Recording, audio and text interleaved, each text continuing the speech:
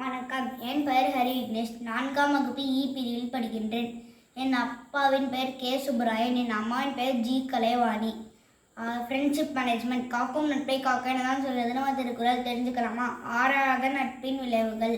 நான் இப்போது ஒரு குறளை பாட்டாக பாடப் போகிறேன். நாடாது நட்டலின் கேடில்லை, நட்ட பின் வீடில்லை நட்பாள்வர்க்கு. நாடாது நட்டலின் கேடில்லை, நட்ட பின் வீடில்லை நட்பாள்வர்க்கு.